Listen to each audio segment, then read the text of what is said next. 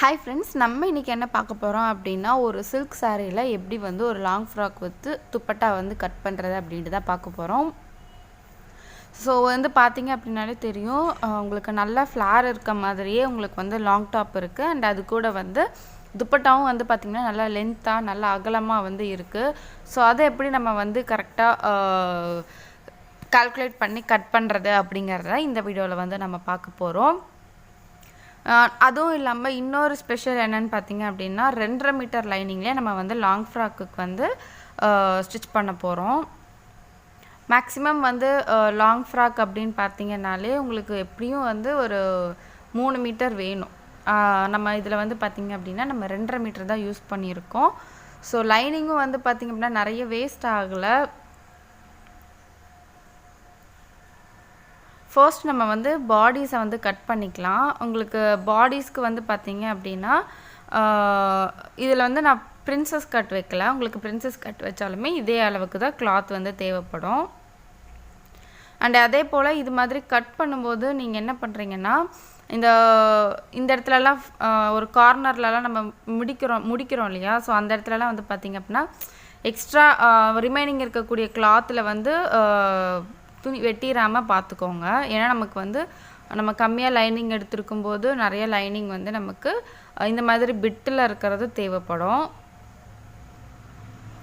Next வந்து பார்த்திங்க அப்படின்னா பேக்கும் வந்து நான் வந்து மார்க் பண்ணிக்கிட்டேன். கட் பண்ணியாச்சு நெக்கு. ஸோ இது ரெண்டுமே ஃப்ரண்ட் அண்ட் பேக் ரெண்டுமே நான் ரவுண்ட் நெக் தான் கட் பண்ணியிருக்கேன். பேக் வந்து கொஞ்சம் லென்த்தாகவும் ஃப்ரண்ட் வந்து கொஞ்சம் ஷார்ட்டாகவும் நான் கட் பண்ணியிருக்கேன். ஸோ நெக்ஸ்ட்டு வந்து நம்ம நாச்சஸ் எல்லாம் போட வேண்டியது இருந்தால் அதையும் போட்டுட்டு, அடுத்து வந்து பார்த்திங்கன்னா நம்மளுக்கு தேவையானது பாட்டமுக்கு தான்.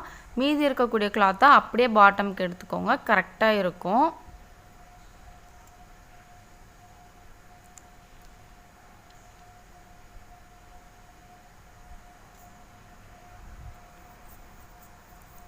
நெக்ஸ்ட்டு நம்ம ஸ்லீவ் வந்து கட் பண்ணிக்கலாம். பாடிஸில் கட் பண்ண மீதி கிளாத் இருக்குது இல்லையா? ஸோ அதில் வந்து நம்ம ஸ்லீவ் கட் பண்ணிக்கலாம்.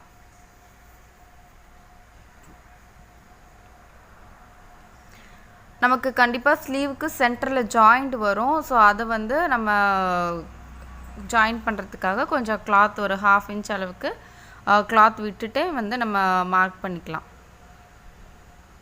அந்த கரை பீஸ் இருக்கு இல்லையா? ஸோ நான் அதையும் வந்து கட் பண்ணிட்டேன்.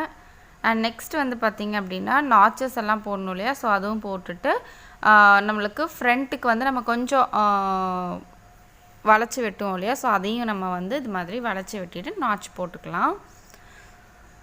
நெக்ஸ்ட்டு வந்து பார்த்திங்கன்னா நம்ம சாரியில் வந்து நம்ம கட் பண்ண போகிறோம்.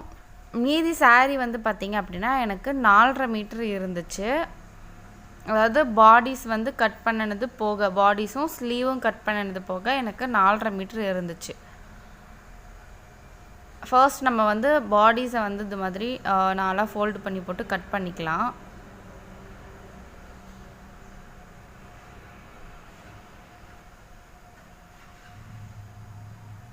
நெக்ஸ்ட்டு வந்து நம்ம ஸ்லீவுக்கு தேவையான மெட்டீரியலையும் கட் பண்ணிக்கலாம். நம்ம அதுக்கு வந்து பஃப் ஸ்லீவ் தான் வைக்க போகிறோம். அதனால் உங்களுக்கு அதுக்கு எவ்வளோ மெட்டீரியல் தேவை அப்படிங்கிறத பார்த்துட்டு அது மாதிரி கட் பண்ணிக்கோங்க.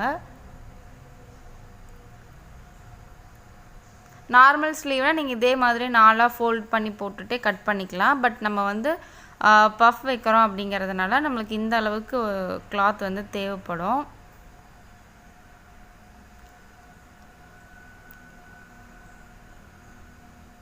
ஸோ சைடில் வந்து பஃப்புக்கு வந்து பார்த்திங்க அப்படின்னா நான் ஒரு 5 to 6 இன்ச்சஸ் வந்து நான் விட்டுருப்பேன். ஸோ மீதி இருக்க கிளாத்தையும் எடுத்து அது கூட வச்சுக்கோங்க. நம்ம ஏதாச்சும் யூஸ் பண்ணுறதுனா பண்ணிக்கலாம் அதை. நெக்ஸ்ட்டு வந்து மீதி இருக்கக்கூடிய சாரியை வந்து நம்ம மெஷர் பண்ணி பார்த்துக்கலாம். இதில் வந்து பார்த்திங்கன்னா எனக்கு 4.5 மீட்டர் இருந்துச்சு.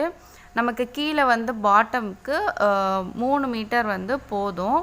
ஸோ உங்களுக்கு அதுவே வந்து உங்களுக்கு ஃப்ளார் வந்து கிடைக்கும். மீதி இருக்கக்கூடிய 1.5 மீட்டரை வந்து நம்ம ஷாலுக்கு வந்து யூஸ் பண்ணிக்கலாம்.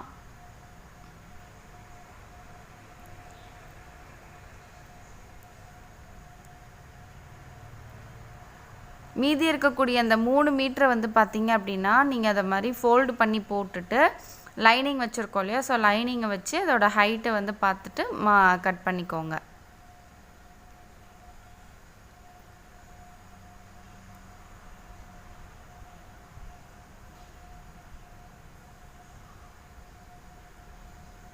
ஸோ நம்ம வந்து இப்போது எல்லாமே வந்து கட் பண்ணி எடுத்தாச்சு. மீதி இருக்கக்கூடிய கிளாத்தையும் நம்ம இது கூட எடுத்து வச்சுக்கலாம்.